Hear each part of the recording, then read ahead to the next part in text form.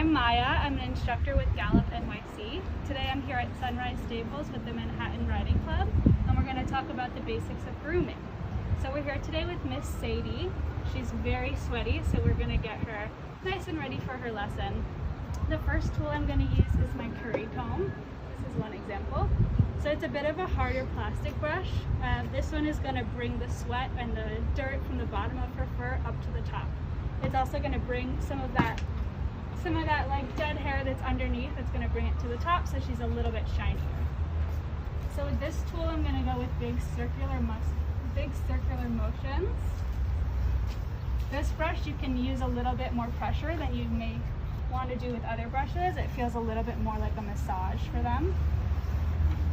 So you can see some of her fur coming off in the wind.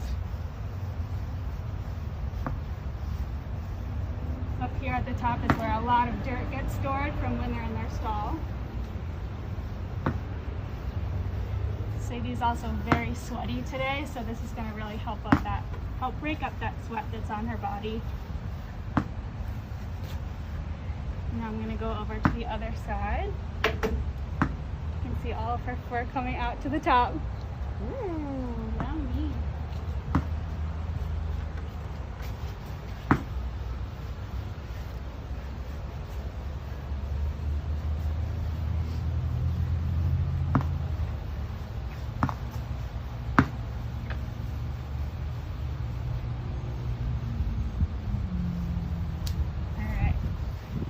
So now all that hair is up at the top, I'm going to switch to my next brush.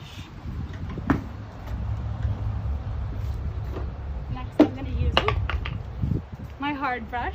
So this brush is obviously a lot harder. This is the brush that I'm going to use to brush that hair off her body. All that nice dirt and hair that we just brought up to the top, I'm going to sweep it off. I like to tell my students to imagine they're Hermione and they're doing their swish and flick, and that's what I'm doing with my wrist. Love that.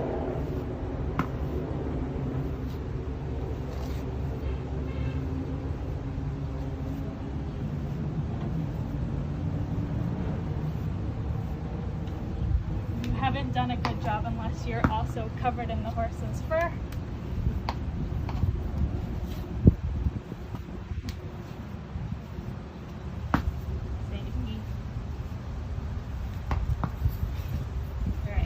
Move on to the other side.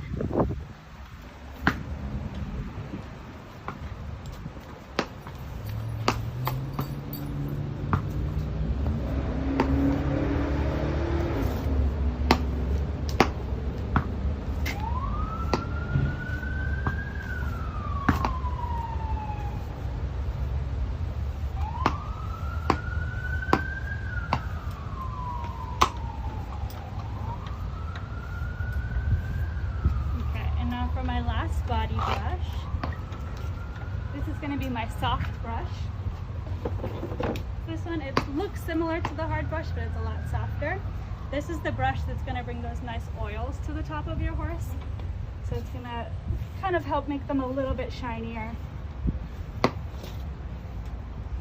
And this is a brush that you can use on their legs as well.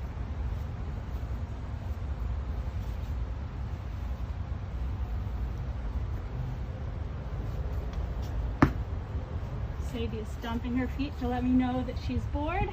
That's okay, because she'll have some fun very soon.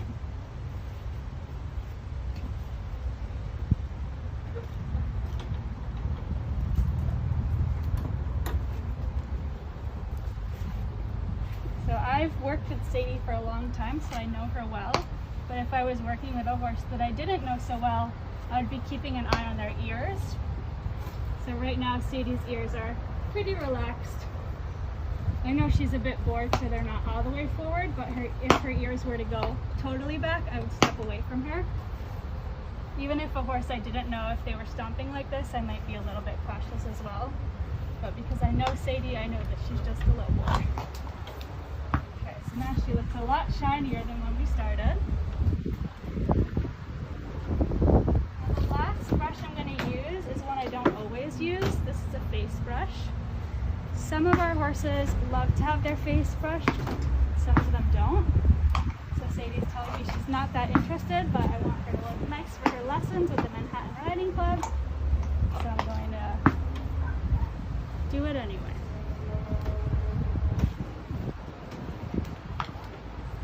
Okay, she looks a lot better than when we started. I'm going to give her a little bit of a mane brush. Our horses at Gallop are a bit older, so I like to be more cautious when I brush their manes.